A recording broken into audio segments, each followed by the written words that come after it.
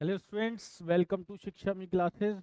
और मैं हूं आपका मैथ्स एजुकेटर नाजिश बशीर। और हम आपसे जैसे कि डिस्कस कर रहे हैं कॉम्पिटेंसी बेस्ड क्वेश्चन। और उन कॉम्पिटेंसी बेस्ड क्वेश्चन में जो आज का हमारा चैप्टर है वो है एरिया रिलेटेड टू सर्कल। इसका पहला पार्ट हम आपसे डिस्कस कर चुके हैं। आज हम आपसे डिस्कस करेंगे इसका सेकंड पार्ट। जो भी पहले पार्ट में चीज़ें दी गई हैं आई होप सारी क्लियर होंगी। आज इसके दूसरे पार्ट पर चलते हैं और कुछ नई और चीज़ें सीखते हैं। ठीक है, चलिए।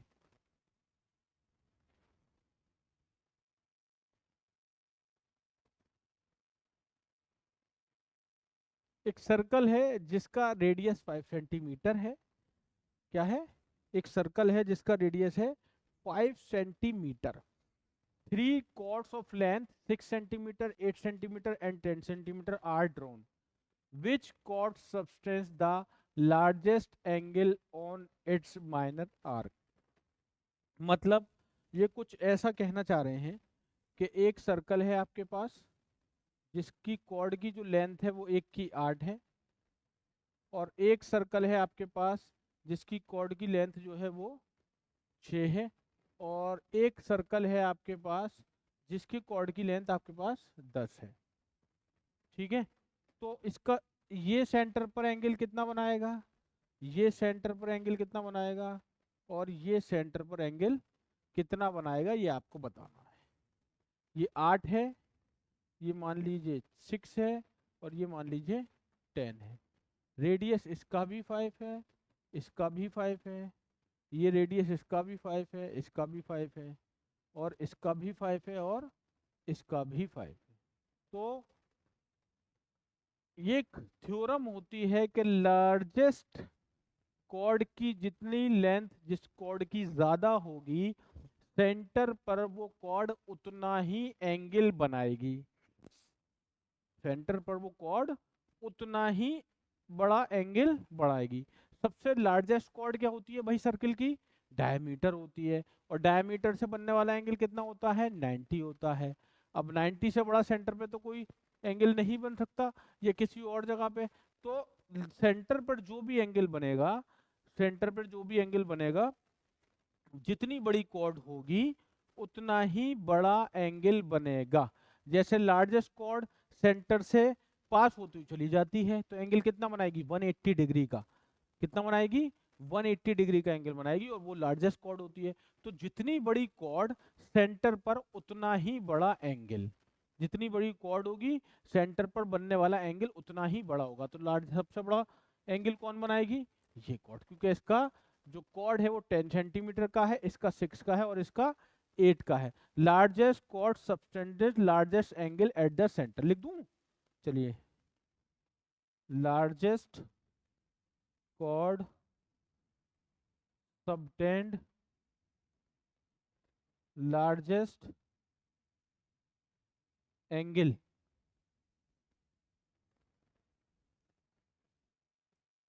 Eight the centre. समझ में आ गई है बात? चलिए स्क्रीनशॉट लीजिए इसका, आगे चलेंगे फिर जल्दी से। जल्दी जल्दी जल्दी, बिना देरी किए हुए स्पीड के साथ लेंगे। हो गया?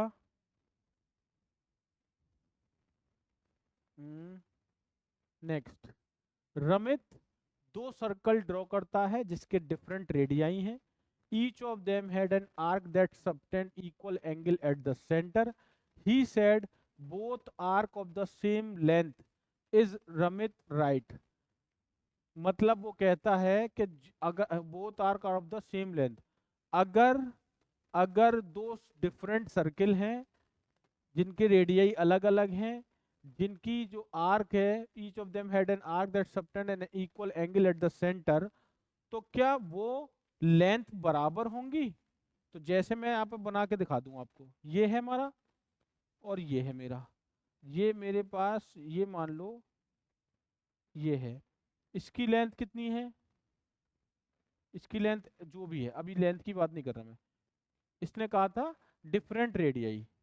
इसका रेडियस R1 है, और ये जो बन रहा है मेरा, इसका रेडियस क्या है, R2 है। लेकिन यहां भी थीटा बन रहा है, ठीक है, और यहां भी थीटा बन रहा है। लेंथ ऑफ एन आर्क का फॉर्मूला क्या होता है, L is equal to r theta. L is equal to r theta. तो लेंथ मतलब डायरेक्टली प्रोपोर्शनल है किसके, रेडियस के, और लेंथ डायरेक्टली प्रोपोर्शनल है किसके, थीटा के। अगर दोनों का थीटा सेम है, मतलब मान लेते हैं कि इसकी जो लेंथ है, ये वाले की जो लेंथ है वो L1 है, और ये वाले की जो लेंथ है वो L2 है। तो भाई मैंने ये कहा कि L1 जो है वो R1 थीटा है, और L2 जो है वो R2 थीटा है, ठीक है। तो भाई अगर थीटा मैं यहाँ से हटा देता हूँ क्योंकि दोनों का थीटा सेम है, तो भाई लेंथ इसकी रेडियस 1 के बराबर होगी, और L2 की रेडियस लेंथ R2 के बराबर होगी। तो अगर सेंटर पर इक्वल एंगल बन रहा है, अगर सेंटर पर इक्वल एंगल हमारा बन रहा है, जो कि हमारे पास लेंथ ऑफ एन आर्क का फॉर्मूला क्या होता है, एक ये भी होता है, एक और होता है बेटा, 2 पाई r थीटा अपॉन 360, ये भी होता है। ये वाला हटा दो, तुम्हारा मतलब का नहीं ये वाला, है ना, ये दूसरा है 2 पाई r थीटा अपॉन 360। भाई 2 पाई तो कांस्टेंट है, इसको मैं हटा देता हूँ, मतलब मेरा जो L है वो डिपेंड कर रहा है r थीटा अपॉन 360 पर, बेसिकली r थीटा पर डिपेंड कर रहा है। तो थीटा इक्वल होने से लेंथ इक्वल नहीं हो सकती है। अगर दोनों का थीटा बराबर है और रेडियस अलग अलग है, तो दोनों की जो लेंथ आएगी वो अलग अलग आएगी। इसका मतलब ये गलत है। इज रमित राइट, नो, ये रॉन्ग है। दूसरा कह रहा है both radii and angle subtended by the two arc are different, can the arc length be the same. हाँ ये हो सकता है, R1 और R2 दोनों का अलग अलग है, लेकिन थीटा और R1 दोनों अलग अलग है।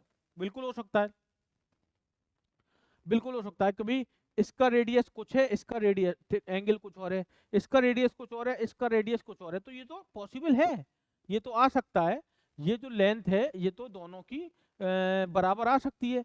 भाई मैं ये कह रहा हूँ कि L1 is equal to R1 theta 1, और L2 is equal to R2 theta 2। तो L1 और L2 दोनों बराबर हैं, इसका मतलब R1 theta 1 is equal to R2 theta 2 होगा, ठीक है। तो R1 अपॉन R2 का जो रेशियो है वो क्या हो जाएगा, R1 अपॉन R2 बराबर होगा थीटा 2 अपॉन थीटा 1। तो हम यहाँ से निकाल देंगे R1 upon R2 theta 2 upon theta 1। Theta 2 की वैल्यू मान लेते हैं इसकी कुछ और है, इसकी कुछ और है। यहाँ ऐसे पैरामीटर हम रख दें जिससे कि दोनों की रेडियस बराबर आ जाए, कोई दिक्कत नहीं है, आ सकता है, पॉसिबल है। लेकिन अगर आप ये कहें कि दोनों का एंगल तो सेम है लेकिन दोनों का रेडियस अलग अलग है तो लेंथ बराबर होगी, ऐसा पॉसिबल नहीं है। ये पॉसिबिलिटी है कि दोनों के रेडियस और एंगल बराबर है तब लेंथ बराबर आ जाए, ये हम कह सकते हैं। तो if both radius different can the arc of length है बी द सेम, यस, यहां सेम हो सकता है, ठीक है ना। एग्जाम्पल लेके कर लेंगे, हो जाएगा, कोई दिक्कत वाली बात नहीं है। एग्जाम्पल लेकर दिखाऊं क्या दूसरे वाले का, देखो एग्जाम्पल लेके दिखाता हूं मैं आपको। जैसे R1 मान लीजिए 10 सेंटीमीटर है और थीटा 1 मान लीजिए 60 है, और R2 मान लीजिए 5 सेंटीमीटर है और थीटा 2 मान लीजिए 120 है, ठीक है। तो हमने ये कहा था कि R1 R2 और थीटा 2 थीटा 1 दोनों क्या होंगे, बराबर हो सकते हैं, बिल्कुल हो सकते हैं। देखो R1 कितना है 10 है, R2 कितना है 5 है, और थीटा 2 कितना है 120 है, और थीटा 1 कितना है 60 है। ये भी दो ये भी दो, आ गए नहीं आ गए बराबर। तो ये पॉसिबल है कि अगर दोनों सर्किल की एंगल भी अलग है, दोनों सर्किल की रेडियस भी अलग है, तो लेंथ बराबर आ सकती है। लेकिन थीटा सेम रेडियस अलग तो कभी भी नहीं आएगा। स्क्रीनशॉट लेंगे, आगे जाएंगे हम फिर जल्दी से। हो गया, चलिए नेक्स्ट। ये कह रहे हैं Sneha had a rectangular table cloth. ये एक टेबल क्लॉथ है जो दिख रहा है यहाँ पर, आपको दिख रहा है कि नहीं दिख रहा है, दिख रहा है ना, ये रहा।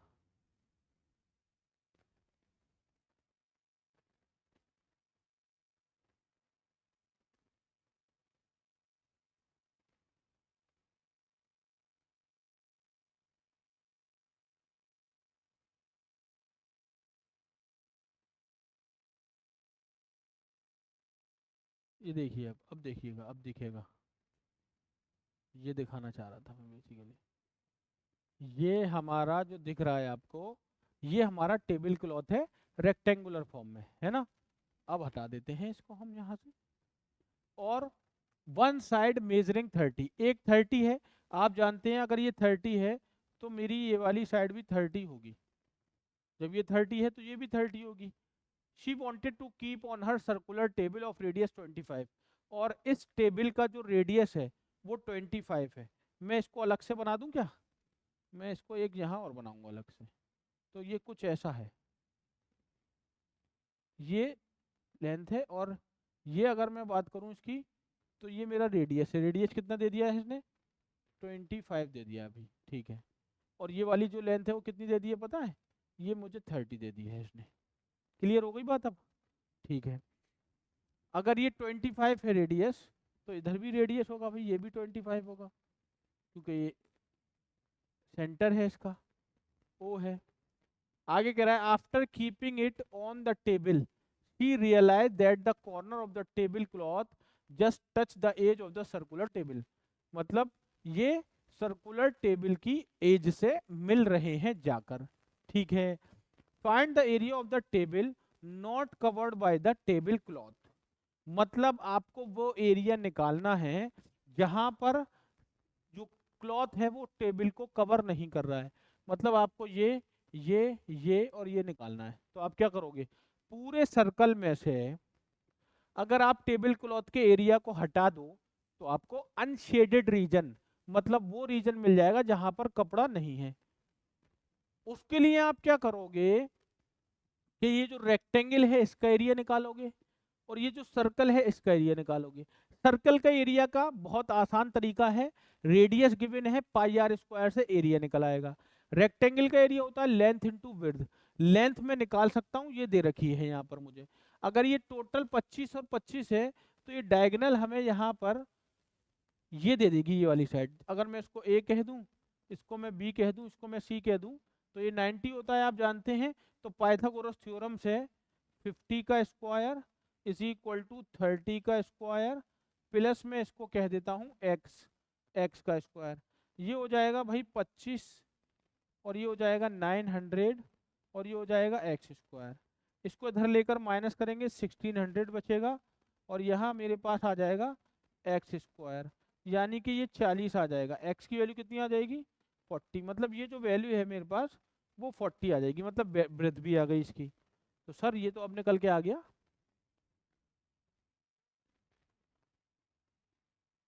तो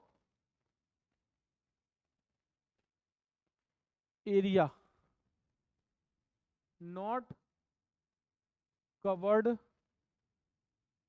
दी टेबल,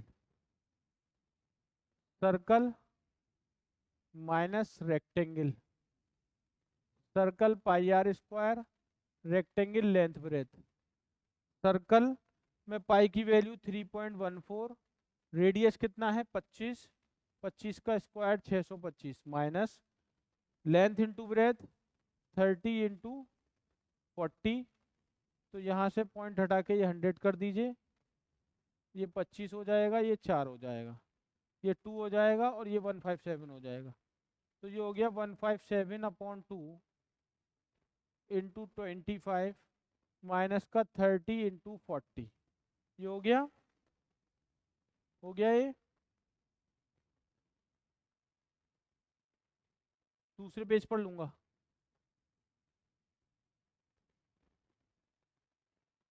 157/25 माइनस अपॉन 1200, ठीक है।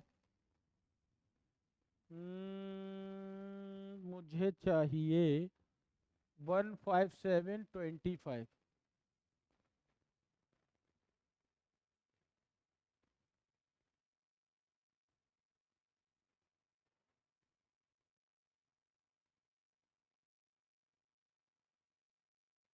3925, 3925/2, 3925 अपॉन 2 माइनस का 1200।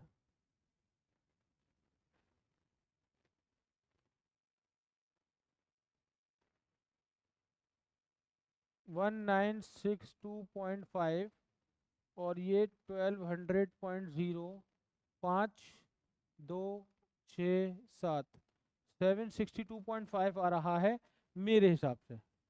मेरे हिसाब से कितना आ रहा है? 762.5।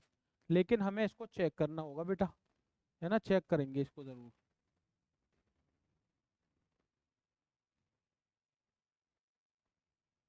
तो ये नहीं, नहीं ये भी नहीं था, ये था 40 आ गया था 1962। एरिया ऑफ ट्राइंगल इतना, ये 1200 इतना, 762.5 बिल्कुल सही है बेटा, बिल्कुल सही किया है, कोई दिक्कत वाली बात नहीं आ रही है। ओके, सही है। चलो ये हो गया, स्क्रीनशॉट लो बेटा इसका जल्दी से।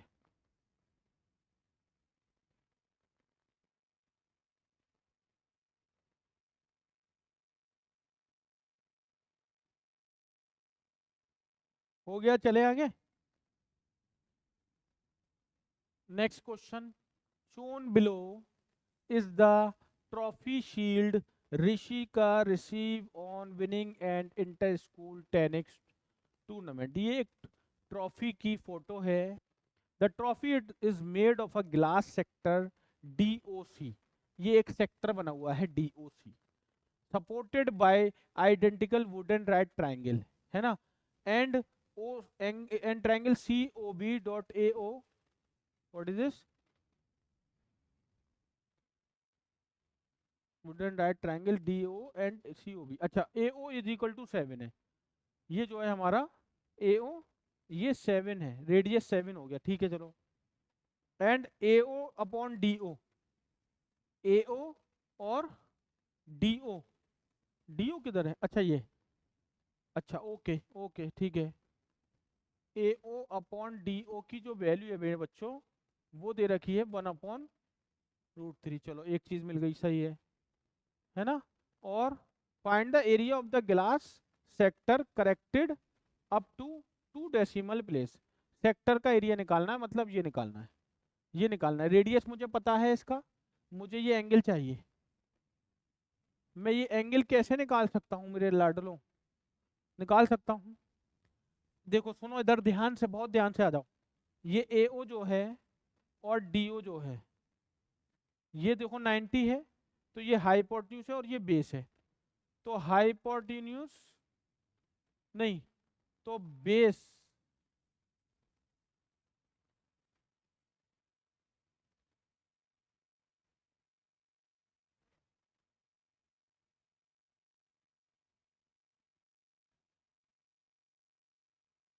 cos theta.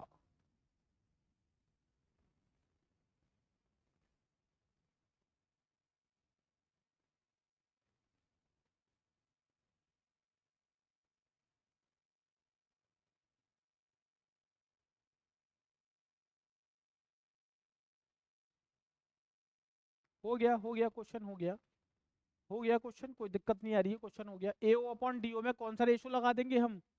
AO अपॉन, बेटा चाय ले लें एक सेकेंड।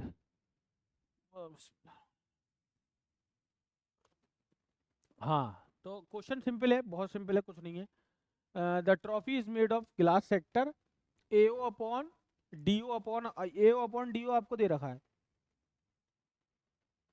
AO 7 है, इसकी बात मैं बाद में करूंगा, ठीक है। AO और DA, अच्छा DA है ये, oh sorry sorry, AO upon DA है, ठीक है। ये हमारा जो OA है वो 7 है, ठीक है ना, ये 7 है हमारे पास। और क्या दे रखा है इसमें? ये OD, AO अपॉन DA 1/√3।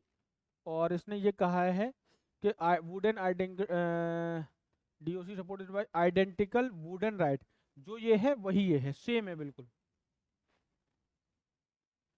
बस मुझे इसका रेडियस मिल जाए, अगर ये रेडियस मिल जाए और ये एंगल मिल जाए तो मैं सेक्टर का एरिया निकाल दूंगा। तो देखो कैसे निकालेंगे।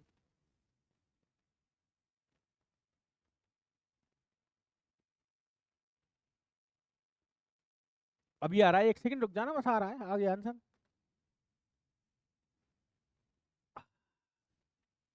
देखो ए ओ तो ये लाइन है और डी ए ये लाइन है, ये मेरा थीटा है, theta perpendicular base, tan theta मैं निकालूंगा तो टेन थीटा मेरे पास आएगा, टेन थीटा मेरे पास आएगा ए डी अपॉन ए ओ। तो tan theta is equal to A O upon D O इतना है, A D upon D A root three हो जाएगा। तो ये कितना हो जाएगा,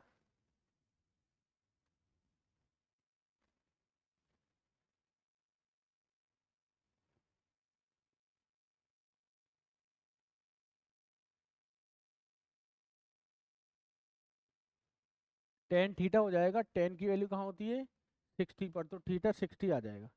ये 60 होगा तो ये भी 60 हो जाएगा। जब ये 60 हो जाएगा 120, तो ये 60 बचेगा। ये कितना बचेगा,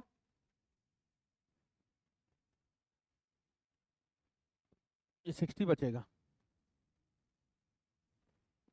मुझे चाहिए ये वाली लेंथ, ये वाली लेंथ बता दो कैसे मिलेगी। मिल जाएगी, ये भी कोई दिक्कत थोड़ी आ रही है इसमें, मिल जाएगी कि नहीं मिलेगी, बिल्कुल मिल जाएगी सर। कैसे, अगर मैं सर यहाँ पर ये वाला एंगल लगा दूं साइन 60, साइन 60 क्या होता है परपेंडिकुलर अपॉन हाइपोटेन्यूज, है ना। परपेंडिकुलर अपॉन हाइपोटेन्यूज नहीं लगा रहा, कॉस 60 लगा दूं, बेस अपॉन हाइपोटेन्यूज, कॉस 60 लगा दूं मैं, तो कॉस 60 क्या होता है बेस अपॉन हाइपोटेन्यूज होता है। कॉस 60 की वैल्यू क्या होती है 1/2 होती है, और बेस कितनी है सर, बेस 7 है सर। हाइपोटेन्यूज कितनी है सर, ओडी है सर। तो ओडी कितनी आ गई सर, 14 आ गई सर।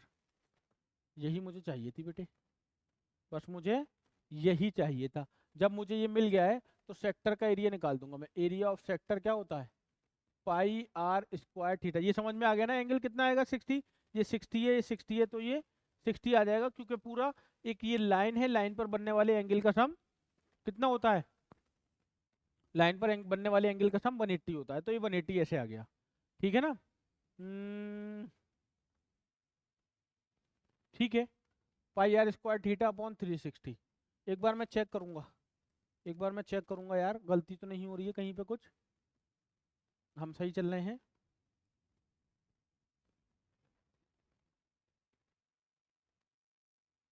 थीटा 60 आ चुका है, ये आ चुका है, रेडियस 14 आ चुका है, बिल्कुल सही चल रहे हैं, कोई दिक्कत वाली बात ही नहीं है। कंफर्म करना सही रहता है ना बेटा, टाइम चला जाता है बेवजह। तो pi are square theta upon 360, पाई की वैल्यू कुछ दी है क्वेश्चन में, हाँ 22/7, रूट थ्री की वैल्यू 1.73, 22/7, रेडियस है हमारा 14, 14 × 14, और थीटा है हमारा 60, और ये है हमारा 360। हमें इसका जो सेक्टर का एरिया निकालना है, करेक्ट निकालना है, 2 डेसिमल प्लेसेस तक निकाल देंगे सर, कोई दिक्कत नहीं आ रही है। ये कैंसिल, ये 6, ये कैंसिल, ये 2, ये कैंसिल, ये 3। ठीक है, क्या बचा सर, 22 बचा है सर, और ये बचा है सर 14 बचा है, और नीचे बचा है सर 3। इसको करेंगे हम, ये 308 आ जाएगा सर, ये 308 रहेगा सर, ये 3 रहेगा, कैंसिल करेंगे 102। ठीक है, आ जाएगा 6, और ये आ जाएगा 7, 1026.67। This is the area of sector D O C. लिख दूं क्या, सेक्टर नहीं या पता है ना यार, सिंपल है, सेक्टर डी ओ सी निकाल रहे हैं, ये आ गया। चेक कर लें क्या, चेक कर लें क्या, चेक कर लेते हैं सर, चेक कर लेते हैं सर, कोई दिक्कत नहीं आ रही है। सेक्टर डी ओ सी 102.67 सर, बहुत बढ़िया, बहुत बढ़िया, वेरी गुड, मजा आ गया। तो ये हो गया हमारा। इसके बाद, इसके बाद मैं आ जाता हूँ दूसरे पार्ट पर, the wooden triangle correct to 2 decimal place. बेटा वुडन ट्राइंगल मेरे ये हैं A O D, correct to 2 decimal place. Wooden triangles का निकालना है, मतलब दोनों का निकालना है। किसी एक का निकाल दूंगा, 2 से मल्टीप्लाई कर दूंगा, दोनों का आ जाएगा। क्यों, क्योंकि दोनों ही आइडेंटिकल हैं, एक जैसे हैं, तो एक का निकाल कर 2 से मल्टीप्लाई कर दीजिए सर। तो area triangle A O D is equal to, sir ji half, और बेस सर कितनी है सर 7, और सर हाइट कितनी है हाइट सर हमें पता नहीं है, निकालनी पड़ेगी सर, क्योंकि हमने तो 14 निकाला है ना सर। सर हमारे पास ये 14 है सर, और हमारे पास ये 7 है सर। पाइथागोरस थ्योरम लगा दें सर। ठीक है, तो ये हो गया O D square is equal to O D square O A square plus A D square. ठीक है सर, ओ डी कितना है 14, ओ ए कितना है 7, और ये O D square A D square. ये हो गया 14 square minus 7 square is equal to A D square. A square minus B square यानी कि 14 माइनस 7, और ये हो गया 14 plus 7 is equal to A D square. ठीक है, ये 14 minus 7 7, 7 into 21 is equal to A D square. बेटा ये हटा दूं, स्क्रीनशॉट लेना इसका बेटा, ये हटा रहा हूँ मैं तेरा। हटा दूं हटा दूं हटा दूं हटा दूं, हटा देते हैं, नीचे जगह नहीं है यार। तो ये आ गया मेरे पास A D square is equal to 7 into 21। ठीक है ना, तो ए डी कितना आ जाएगा 7 इंटू 3 रूट, ये आ जाएगा हमारा 7√3 आ जाएगा सर। ठीक है, 7√3 आ गया। तो A O D is equal to half base into height की जगह पर ए डी यानी कि हाफ इंटू 7 इंटू 7√3। 7 से 7 कैंसिल, यार क्या हो गया, हाफ इंटू 7 यानी कि 49√3/2 है ना। तो 49 और √3 को मल्टीप्लाई करेंगे किससे 1.73 से, और डिवाइड किससे करेंगे फिर 2 से। मल्टीप्लाई करना पड़ेगा यार, यहाँ करता हूँ, 173 को 49 से करूँगा।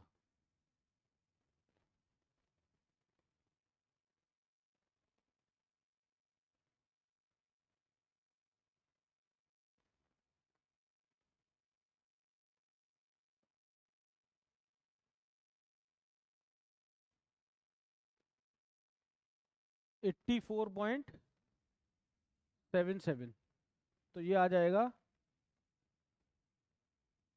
84.77/2।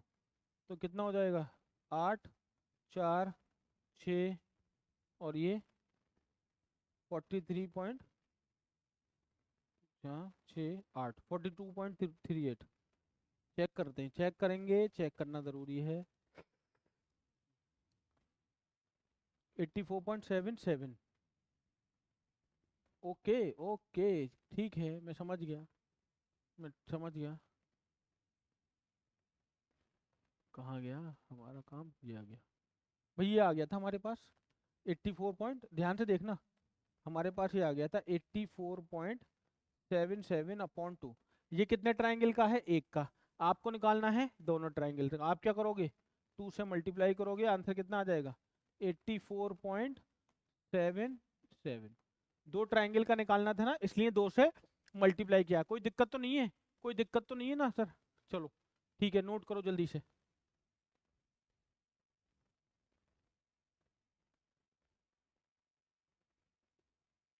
हो गया हो गया हो गया हो गया हो गया हो गया सर जी। चलिए नेक्स्ट है स्प्रिंकलर्स आर क्रॉप इरिगेशंस।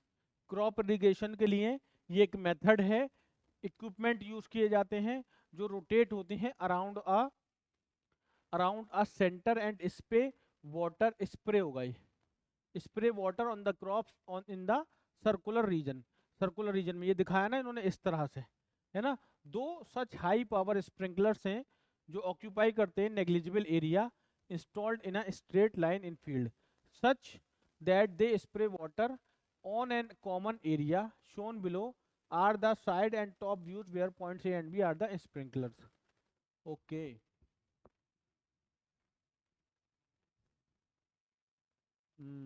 ठीक है ठीक है, ये दिया हुआ है इन्होंने, मतलब ये इस तरह का एरिया है, ये स्प्रिंकलर्स यहाँ दिखाए हुए हैं, और ये कॉमन एरिया इस तरह से कवर करते हैं। देखते हैं आगे क्या है। Both the sprinklers spray over an equal area. ठीक है, it is given that C D is equal to 400। ये CD 400 and CAD and CBD 90। ये एंगल और ये एंगल दोनों 90 के हैं, ये भी 90 का है, ठीक है। Find the radius of the circular region spread by the sprinkler. Find the radius of the circular region spread by the sprinkler. Okay, ये निकालना है हमें। कैसे निकाल पाएंगे? बहुत ही आसानी के साथ मेरे हिसाब से तो निकाल सकते हैं, आपके हिसाब से मुझे पता नहीं निकाल पाएंगे नहीं निकाल पाएंगे। ये कितना है भाई? ये भी मेरे लिए रेडियस है और ये भी मेरे लिए रेडियस है, और ये मुझे मालूम है कितना है, 90 है, और ये मुझे मालूम है कितना है, 400 है। पाइथागोरस थ्योरम लगा दूं क्या यहाँ पे? यहाँ पर मैं क्या पाइथागोरस थ्योरम लगा सकता हूँ? क्यों नहीं लगा सकता? तो हम यहाँ रेडियस निकाल दें इसका। रेडियस निकालने के लिए अलग से बना दूं क्या ट्रायंगल? अलग से बना देता हूँ, समझ में आ जाएगा। ये कितना है मेरा, 400। ये कितना है एंगल, 90। ये कितना है, R, और ये भी कितना है, R। Using Pythagoras theorem. Pythagoras theorem जब लगाएंगे तो R square plus R square is equal to 400 का स्क्वायर, ये हो जाएगा 2R square is equal to 400 into 400। ये कैंसिल हो जाएगा। R square is equal to 200 into 400, तो R square is equal to 8 into 10 की पावर 4। 2 2 4 0 हो गया ना। जब स्क्वायर रूट लेंगे तो 8 का स्क्वायर रूट क्या होता है, 2√2, और यहाँ से 2 0 खत्म होंगे तो 100 बचेगा। तो कितना आ जाएगा ये, R आ जाएगा आपका 200√2। मतलब रेडियस जो आ गया इसका वो आ गया 200√2। ये आ गया सिंपल। कितना आसान था। मैं यहाँ से इसको हटा दूँ सारा, ठीक है। Find the area of the overlapping region. Overlapping region निकालना है। तो एक सेक्टर बन रहा है इसमें, देखो ये है मेरा एक ट्रायंगल सर्कल, ये मेरा सर्कल है, एक तरफ वाला सर्कल है, और ये मेरा सेक्टर है एक। ये मेरा क्या है, सेक्टर है, ठीक है। अगर मैं इस पूरे सेक्टर में से इस ट्रायंगल को हटा दूंगा, इस ट्रायंगल को हटा दूंगा, तो ये वाला एरिया आ जाएगा मेरे पास, ये आ जाएगा। और अगर इस वाले सेक्टर में से, इस वाले सेक्टर में से दूसरा पेन ले लूं, थोड़ा सा क्लैरिफाई हो जाएगा। इस पूरे सेक्टर में से, ये सेक्टर अलग है, ध्यान से देखना आप। एक तो ये सेक्टर है मेरे लाडलों, ठीक है, और एक सेक्टर ये है। दूसरा सेक्टर दिख रहा है, दो सेक्टर दिख रहे हैं, ठीक है। तो एक सेक्टर ये बन गया, एक सेक्टर ये बन गया। इस वाले सेक्टर में से जब ये ट्रायंगल हटाऊंगा, ये वाला, ये ट्रायंगल हटाऊंगा तो ये बचेगा मेरे पास। और इस वाले सेक्टर में से इस वाले ट्रायंगल को हटाऊंगा तो ये बचेगा। ये निकालने हैं मुझे दोनों overlapping area. Find the area of the overlapping region. ये जो ओवरलैप कर रहे हैं दोनों रीजन निकालने हैं। उसके लिए मुझे मुझे दोनों के सेक्टर निकालने पड़ेंगे। पहला कौन सा निकालेंगे, पहले ये वाला निकालेंगे, ये वाला DMCA निकाल लिख लूं। तो यार जगह बड़े कम है, इतने बड़े बड़े क्वेश्चन हैं। सेक्टर DMCA, DMCA, ठीक है। ये सेक्टर है मेरा एक। सेक्टर का एरिया तो जानते हैं ना, πr स्क्वायर थीटा अपॉन 360, ठीक है। पाई की वैल्यू 3.14 है, दे रखी है। 3.14 अपॉन 360। रेडियस अभी निकाल दिया आपने, क्योंकि रेडियस के स्क्वायर की बात कर रहा है तो डायरेक्ट यही रख दीजिए उठा के, 8 इंटू 10 की पावर 4। और थीटा आप जानते हैं 90 है, और ये 360, नहीं 360 तो दे रखा है पहले से ही।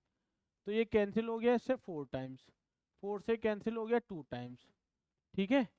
2 को यहाँ लेकर आओ तो ये हो जाएगा 6.28 इंटू 10 की पावर 4। तो मतलब ये 6.28 इंटू ये है 1 2 3 4, 2 0 इसको पॉइंट को ख़त्म कर देंगे, 628 हो जाएंगे, 2 0 इसके साथ ऐड हो जाएंगे। ये हमारे सेक्टर का एरिया आ गया कितना, 662,800। जो ये वाले सेक्टर का आया है वही DBCA का सेक्टर का आएगा। कौन सा, इसको N कह दूं, DNCB सेक्टर का आएगा। यहां लिख दूं एरिया ऑफ ईच सेक्टर कितना आएगा, कितना, यही आएगा 62800 ये आएगा, है ना। अब मुझे ये दो रीजन चाहिए, तो एक सेक्टर में से ये ट्रायंगल हटा देता हूँ और इस वाले सेक्टर को प्लस करूंगा, एक ट्रायंगल हटा दूंगा, तो ये मुझे दोनों रीजन दिख जाएंगे जो शेड हो रखे हैं। उसके लिए मुझे एरिया ऑफ ट्रायंगल भी चाहिए। एरिया ऑफ ट्रायंगल निकाल लेते हैं, बहुत ही आसान सी बात है।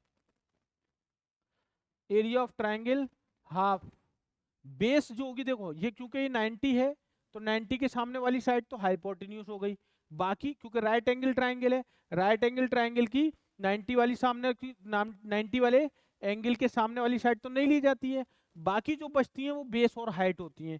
तो इसकी जो बेस है वो भी रेडियस है और जो इसकी हाइट है वो भी रेडियस है, क्योंकि भाई ये आर है और ये भी आर है, ये जानते हैं आप।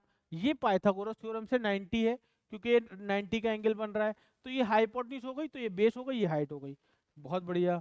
तो यहाँ से अगर मैं देखूंगा तो हाफ रेडियस कितना है, रेडियस है 200√2 इंटू 200√2, √2 इंटू √2 2 हो गया, कैंसिल हो गया, ये आ गया 4000। यहाँ पर अगर देखेंगे तो हर ट्राइंगल का, ये वाले ट्राइंगल का भी एरिया, डी सी ए का एरिया भी 4000 आएगा और डी सी बी का भी एरिया 4000 आएगा। मुझे ओवरलैपिंग रीजन निकालना है, क्या निकालना है, ओवरलैपिंग रीजन, अलग से निकालना पड़ेगा, अब जगह नहीं है। ओवरलैपिंग रीजन, ओवरलैपिंग रीजन जब मैं निकालूंगा तो दोनों सेक्टर को ऐड कर दूंगा, कितनी है 6002, 62800 माइनस का 4000, एक ट्राइंगल माइनस हो गया, प्लस 62800 में से एक और ट्राइंगल माइनस करूंगा, तो ये हो गया 2 इंटू 62800 माइनस 2 इंटू 4000, क्योंकि ये भी दो हैं ये भी दो हैं, तो कितना हो गया ये इतना हो गया और ये हो गया इतना, तो 125600 8000006, 15 और 8 7, और ये एक और एक, ये एक 11 7 600, ये होगा ओवरलैपिंग रीजन। मुझे चेक करना पड़ेगा एक बार, चेक कर लेते हैं ना बेटा, गलती नहीं होनी चाहिए, बहुत मेहनत से क्वेश्चन होते हैं। अगला भाई सही आया सेक्टर का एरिया, भाई ट्रायंगल का एरिया सही आया है, भाई स्प्रिंकल का ओवर रीजन गलत आ गया है, कैसे गलत आ गया भाई देखते हैं। अरे यार ये गलत आ गया, यहाँ पर हमने कुछ गलती कर दी है, 4000 नहीं होगा, उसमें एक जीरो और लगेगा, कैसे लगेगा बस वही देखना है। 2 और 2 4, 4 जीरो है बेटा, हमने 3 लगा दिए हैं, कोई दिक्कत नहीं है, एक और लग जाएगा यार, है ना, इसलिए ज़रा थोड़ा सा देखने में ज़रा सही रहता है। तो यहाँ एक जीरो और लगा दो, एक जीरो और लगा दो, और 00654 45600,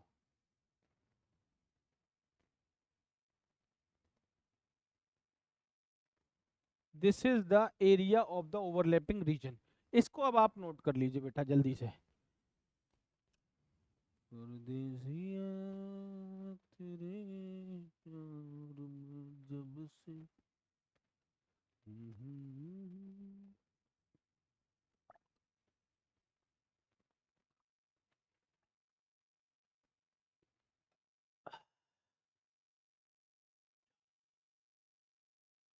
हो गया, चले आगे, ये हो गया, ये और ले लो बेटा, ये वाला जल्दी से, तेजी के साथ, चलें चलें चलें चलें। नेक्स्ट, ये हो गया, देखिए shown below is a circle with multiple chords, ठीक है, one of the chord is the diameter of the circle, ठीक है, find the measure of the angle subtended by a 4.7 centimeter 4 centimeter arc at the circumference of the circle, show your work and give valid reason. ठीक है, ठीक है, ठीक है।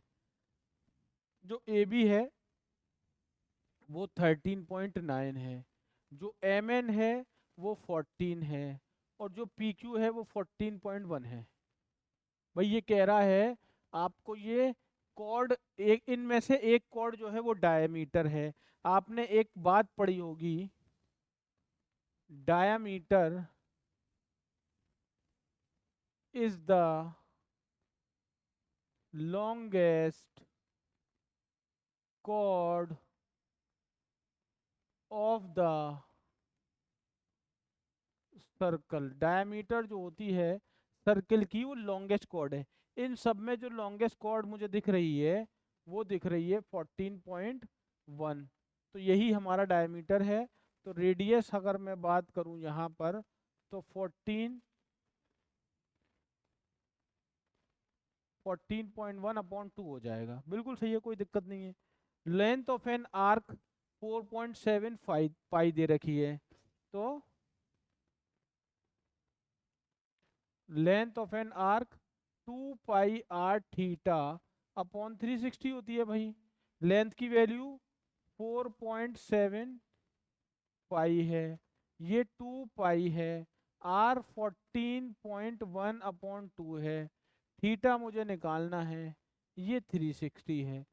Theta की value निकालनी है, वही तो पूछ रहा है, find the measure of the angle subtended this. ठीक है, निकाल देंगे। ठीक है, ठीक है।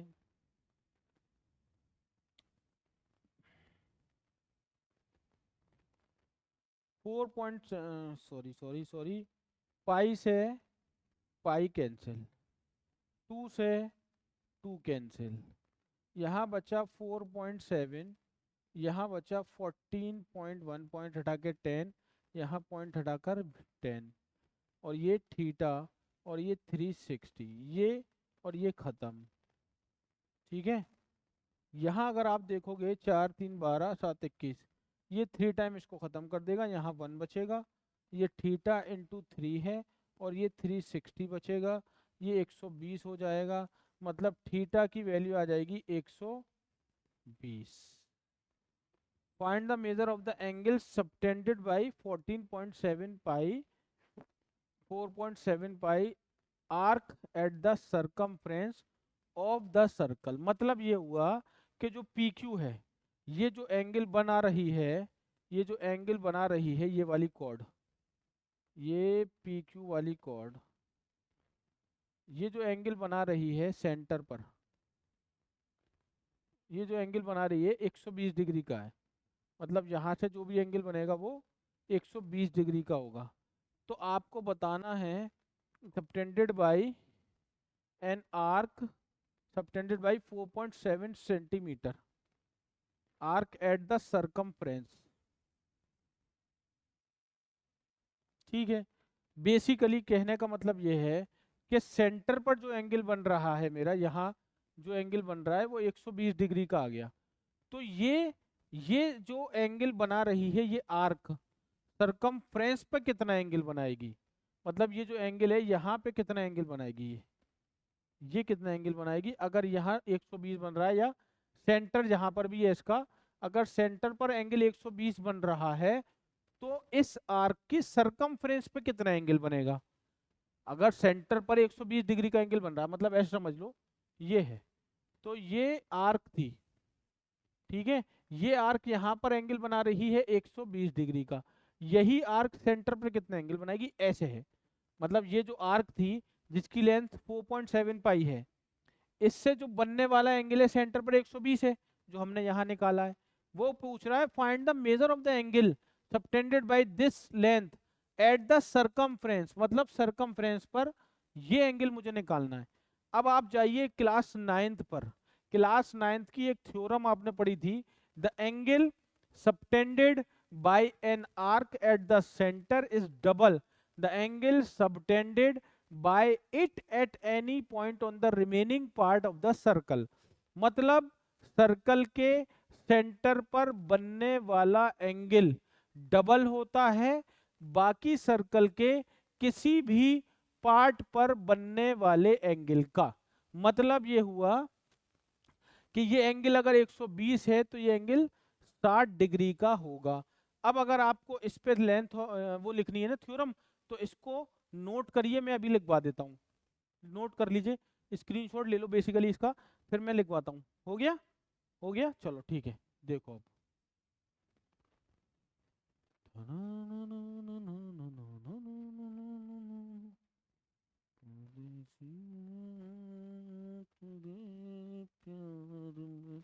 देखो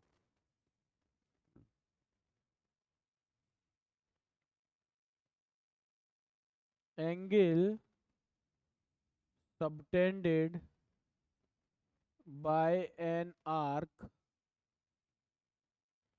at the center is double the angle subtended is double the angle subtended by it at any the angle subtended by an arc at the center is double the angle subtended by it at any point on the remaining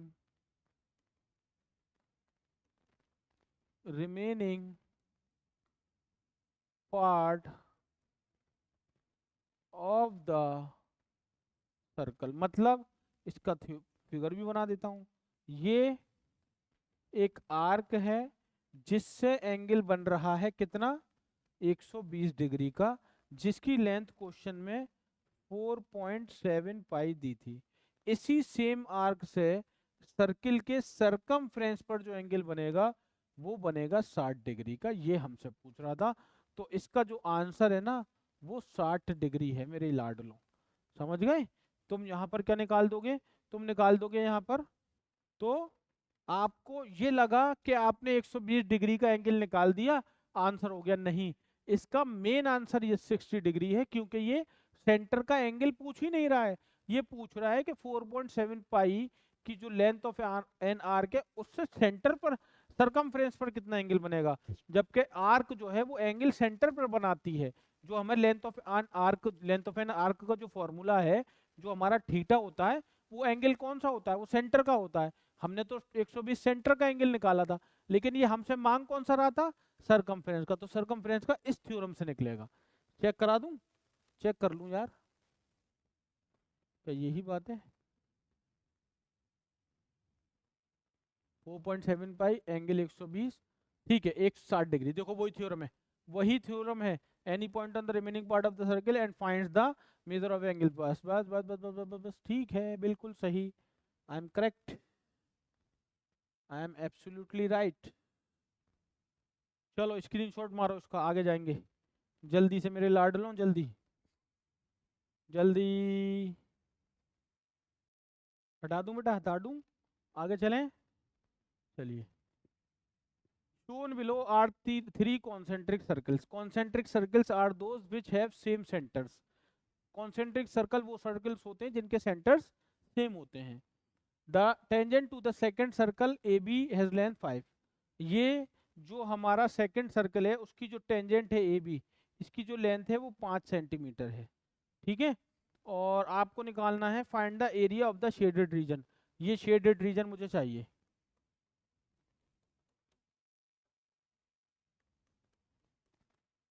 ये चाहिए। तो अगर बड़े वाले circle का area मैं निकालूं, और बड़े वाले सर्किल के एरिया में से ये दोनों सर्किल, छोटे वाले सर्किल, ये वाला और इसके दूसरा सेकंड वाला, दोनों के एरिया को प्लस करके माइनस कर दूं, मुझे शेडेड रीजन मिल जाएगा। लेकिन उसके लिए मुझे रेडियस चाहिए। अगर मैं कहूं तो इसका जो रेडियस है, ये बड़े वाला सर्कल और इस वाला सर्कल, ये वाला, भाई ये आपने एक चीज पढ़ी होगी, आपने एक चीज पढ़ी होगी, अगर ये मैं कह रहा हूँ ये x है, अगर मैं इसका एरिया कितना कह रहा हूँ x, तो ये वाला जो एरिया है आपने पढ़ा होगा, हाँ, टेंजेंट है सर्कल के। मैं अलग से बना के दिखाऊंगा। ये मेरा एक टेंजेंट है, ये मेरा सेंटर है। अगर मैं सेंटर से कोई लाइन सर्कल के टेंजेंट पर डालूंगा ये वाले पॉइंट पर, तो ये जो एंगल होगा वो 90 डिग्री का होगा। ये बात आप लोग जानते होंगे। बिल्कुल सर, कोई दिक्कत ही नहीं है, ये बात हमें पता है और हमें समझ में आ गई ये वाली बात कि सर्कल के सेंटर से टेंजेंट पर अगर एक लाइन ड्रॉ करेंगे तो वो टेंजेंट पर परपेंडिकुलर होगी। वेरी गुड, ठीक है, तो एक क्लियर हो गई ये बात। अगर अगर ये वाली लाइन इस पर परपेंडिकुलर है तो ये इसकी हाइपोटेन्यूज हो गई। तो अगर ये x मैंने माना है तो ये हाइपोटेन्यूज कितनी आएगी, एच स्क्वायर निकल के आ जाएगा एक्स स्क्वायर प्लस 25। इसका रेडियस कितना आ जाएगा, एक्स स्क्वायर। तो भाई इसका रेडियस सर्कल का, बड़े वाले सर्कल का एरिया भी निकाल दूंगा मैं और इससे सेकंड वाले का भी निकाल दूंगा। बिल्कुल लास्ट वाले का रेडियस कितना निकल के आएगा, बिल्कुल जो लास्ट वाला है, the tangent to the second circle A B has the length of 5 centimetre. बिल्कुल सही है, लेकिन ये जो सबसे छोटा सर्कल है इसका रेडियस कैसे निकल कर आएगा ये मुझे पता करना होगा। ये कैसे पता करेंगे, तो अगर मैं यहां से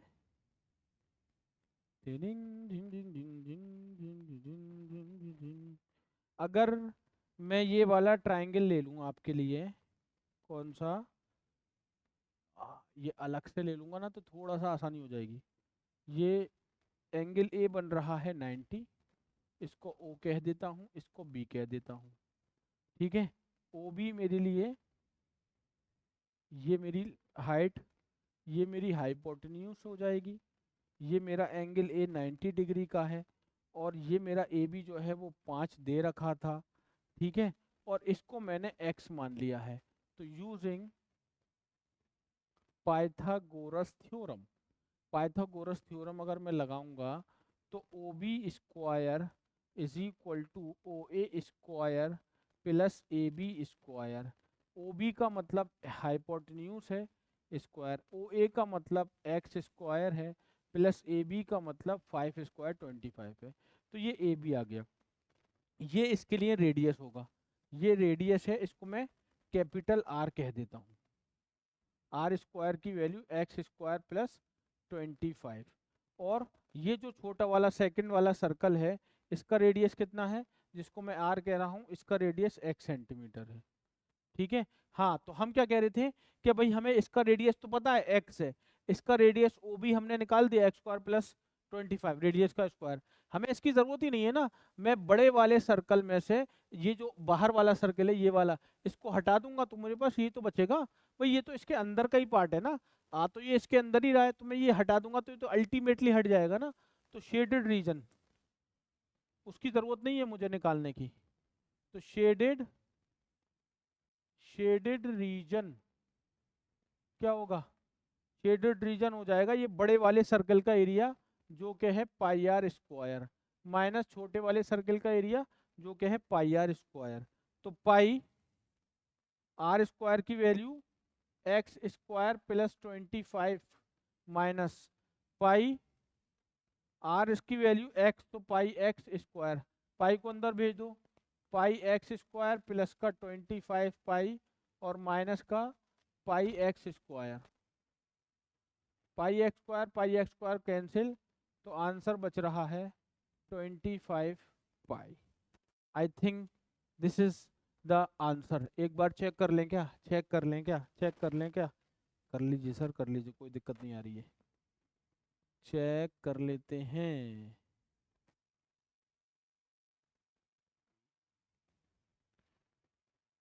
हाँ जी, बिल्कुल सही, बिल्कुल सही, बिल्कुल सही, 25 पाई, कोई दिक्कत नहीं आ रही है, बिल्कुल सही है।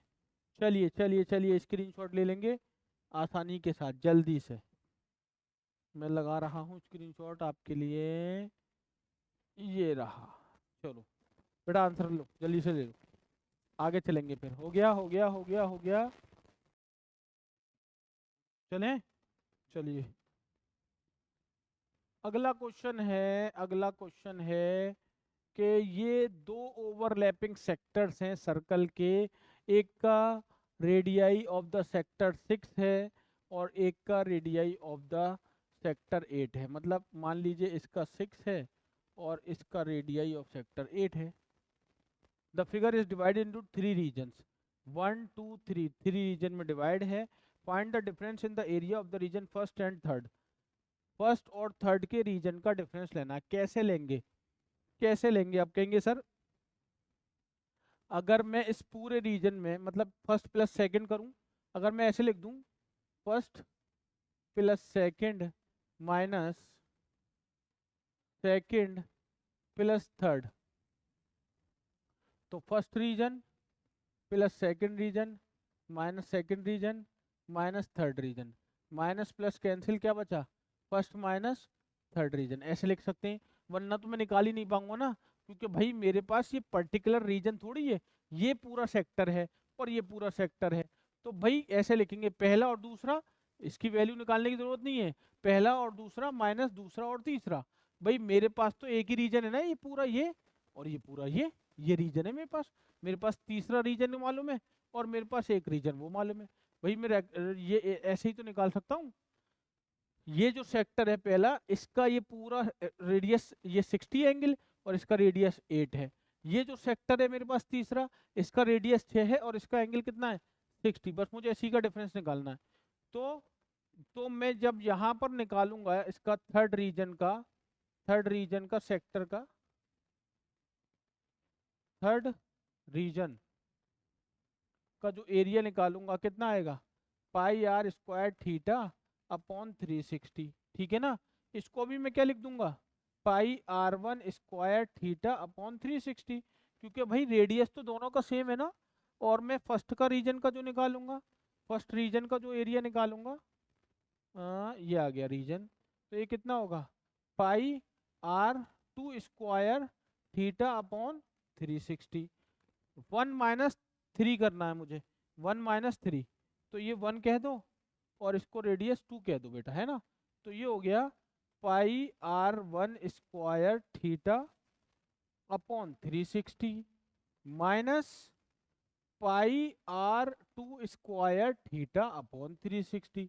दोनों में पाई कॉमन, दोनों में थीटा कॉमन, अपॉन में 360, ये आ जाएगा आर वन स्क्वायर और ये हो जाएगा आर टू स्क्वायर। कोई दिक्कत परेशानी तकलीफ नहीं सर? बिल्कुल नहीं, इसमें कोई दिक्कत परेशानी तकलीफ नहीं। सर आपने क्या किया है वैसे? मैंने बेटा ये किया है, पहले और दूसरे रीजन को ऐड किया माइनस दूसरे और तीसरे रीजन को ऐड किया। यहाँ पर आप एक चीज देख रहे हो ना, दूसरा रीजन तीसरे में भी कॉमन है और पहले रीजन में भी दूसरा रीजन कॉमन है, तो मैंने दोनों को प्लस करके लिख दिया दोनों में। फिर जब माइनस करूंगा टोटल में से तो कॉमन रीजन क्या होगा, हट जाएगा, जिसको मुझे हटाना ही है। क्यों? क्योंकि मुझसे रीजन का डिफरेंस किसका मांग रहा है, पहले का और तीसरे का मेरे बच्चों, पहले और तीसरे रीजन का डिफरेंस मांग रहा है और दूसरा रीजन दोनों में कॉमन है। तो जब मैं उन दोनों को मिलाऊंगा ना तो सेकंड जो कॉमन है वो खत्म हो जाएगा। ठीक है, क्लियर?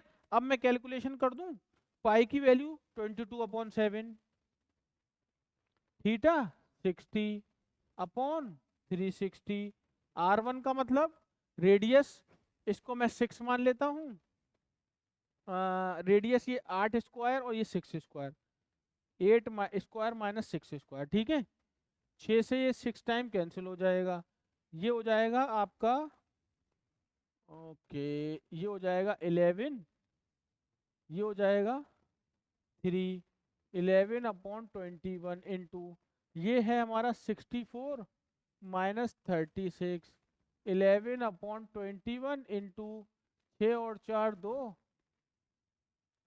नहीं 6 और 6 0 और 8, ये आएगा। ठीक है,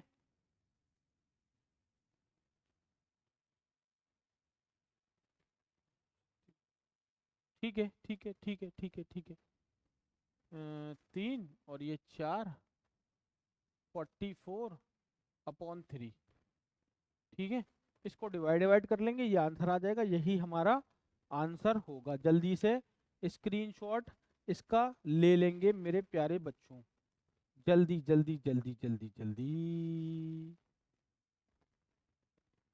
हो गया? तो हो गया बेटा, चलें आगे। चलिए चलिए, एक क्वेश्चन हमारा यार छूट रहा था, जो मुझसे गलती से स्किप हो गया था। एक क्वेश्चन छूटा है, ये वाला। ये और क्वेश्चन हमारा बचा हुआ है। इसमें कह रहा है एक काव को टाई किया जाता है एक one of the corner of the square field, square shed, corner of a square shed, the length of the rope is 22 metre. जो ये काव है ना, ये काव दिख रही है, इसकी जो लेंथ है 22 मीटर है। Cow can only eat the grass outside the shed. ये जो शेड है ना, इसके बाहर बाहर यहाँ पर ही काव ग्रेस कर सकती है। तो आपको ये बताना है what is the area that काव कैन ग्रेस ऑन। मैं बताता हूँ कि इसमें कहाँ काव कहाँ कहाँ ग्रेस कर सकती है। भाई, एक स्क्वायर का एक कॉर्नर, स्क्वायर का एक कॉर्नर जैसे मान लीजिए ये हमारा सर्कल है, यहाँ पर मैंने एक स्क्वायर बना दिया, तो ये 1/4 एरिया, क्या 1/4 एरिया जो है सर्कल का, इसकी जिसका जिसका रेडियस, जिसको यहाँ पर काव को मुझे ग्रेस नहीं करने देना है, तो टोटल एरिया सर्कल का पाई आर स्क्वायर। सर्कल का टोटल एरिया कितना होता है, पाई आर स्क्वायर। और 1/4 पर शेड है जहां पर वो ग्रेस नहीं कर सकती, तो पाई आर स्क्वायर में से 1/4 पाई आर स्क्वायर पे वो ग्रेस नहीं कर पाएगी। तो कितने एरिया पे कर पाएगी, 3/4 पाई आर स्क्वायर। माइनस कर देंगे इसमें से, तो ये जो पूरा एरिया है यहाँ पे काव ग्रेस कर सकती है। इसके अलावा काव और कहाँ ग्रेस कर सकती है, यहाँ भी, ये वाले रीजन पे। कहाँ पर, ये वाले रीजन पर, जिसका रेडियस कितना है 2, यहाँ पर ग्रेस कर सकती है इस वाले एरिया पर। तो इस वाले एरिया पर ग्रेस कैसे करेगी, +1/4 पाई, जिसका रेडियस कितना है 2 सेंटीमीटर, तो यहाँ पर भी ग्रेस कर सकती है कार। भाई ये शेड के बाहर है ना, तो यहाँ ग्रेस कर सकती है, तो 1/4 पाई आर स्क्वायर पे और 3/4 पाई आर स्क्वायर पर ग्रेस कर सकती है। तो 3/4 पाई आर स्क्वायर, और ये हो जाएगा 1/4 पाई इंटू 4, ये कैंसिल हो जाएगा, तो यहाँ बचेगा कितना, पाई। तो ये वाला एरिया और ये वाला एरिया, ये भी तो है, यहाँ 2 से मल्टीप्लाई करेंगे। भाई यहाँ पे ग्रेस कर सकती है और यहाँ कर सकती है, तो एक कॉर्नर का एरिया 1/4 होता है ना, तो एक 1/4 ये, एक 1/4 ये, तो 2 से मल्टीप्लाई कर दिया, तो यहाँ कितना बचा, यहाँ बचा 2 पाई, और ये कितना हो गया 3/4 पाई। आर की वैल्यू यहाँ से 22, रेडियस कितना है ये 22 का स्क्वायर कितना होता है 21, 441, 484, और ये पाई भी है यहाँ पे। एक सेकंड रुक जाना बस, है ना। 3/4 पाई इंटू 484, तो ये 121, ठीक है। ये मल्टीप्लाई होगा 3 2 6 और एक 336, 363 पाई प्लस का 2 पाई, 363 प्लस का 2, 365। तो 365 पाई एरिया पर जो काव है वो ग्रेस कर सकती है। क्वेश्चन एक बार और समझ लो, सर्कल था पूरा, उस सर्कल के एक हिस्से में मैंने 1/4 क्या कर दिया है, शेड कर दिया है। उस 1/4 में भी थोड़ा सा कॉर्नर यहाँ बचा हुआ है जहां पर काव ग्रेस कर सकती है, एक कॉर्नर यहाँ बचा हुआ है जहां पे काव ग्रेज कर सकती है, और बाकी ये पूरा सर्कल है जहां पूरी जगह पे काव घास चढ़ सकती है। अच्छा, अब मैंने पूरे, मतलब ये जो 1/4 सर्कल है यहाँ नहीं कर सकती, तो पूरे सर्कल में से पाई आर स्क्वायर में से ये वाला region 1/4 of the area of the circle ये हटा दिया, जो मैंने वहां हटाया है। ठीक है सर, 3/4 पाई आर स्क्वायर बचा। फिर ये दो कॉर्नर भी ऐड करने थे सर, इन दोनों कॉर्नर को भी ऐड कर दिया। आंसर पाई की टर्म में देना था। ये कह रहा था show on your state what is the area that cow can graze, not give the answer in terms of पाई। तो हमारा आंसर पाई में आया है, पाई की वैल्यू रखनी नहीं है, यही हमारा आंसर है। ये हो गया हमारा कंप्लीट। स्क्रीनशॉट लो जरा पहले बेटा इसका।